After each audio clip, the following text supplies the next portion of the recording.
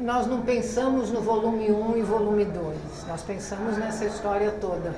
É que ela ficou tão grande, ela ficou tão completa, ou pelo menos a gente tentou ao máximo que ela tivesse, que ela fosse completa, que se decidiu por fazer 2 volumes, não havia essa ideia.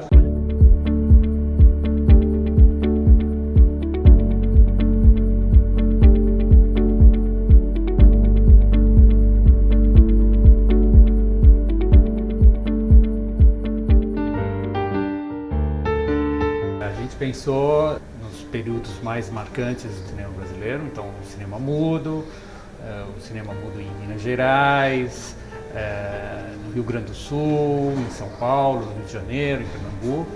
A gente não está centrado num diretor, quer dizer, quando você fala o cinema em Pernambuco, quer dizer, você está falando de cinema, você está falando do cinema na sociedade, você está falando das relações do cinema com os mandatários que ajudavam a financiar isso aí.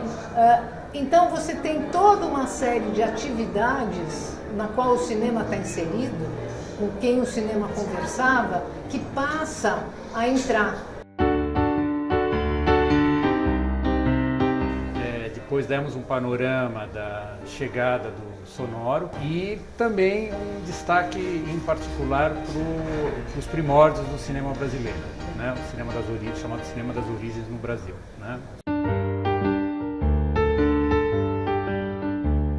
A Veracruz, no pós-guerra, é o momento em que você tem um grande investimento privado no cinema, a tentativa de se construir grandes estúdios, né, um modelo de se fazer cinema que de uma certa maneira foi importado e que não se manteve, não conseguiu ter continuidade.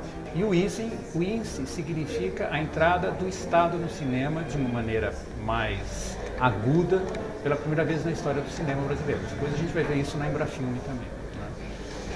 No segundo volume, a gente começa com o cinema novo, né, que é talvez um momento privilegiado dentro da história do cinema brasileiro, um momento que o cinema brasileiro se coloca como vanguarda em relação ao resto do mundo.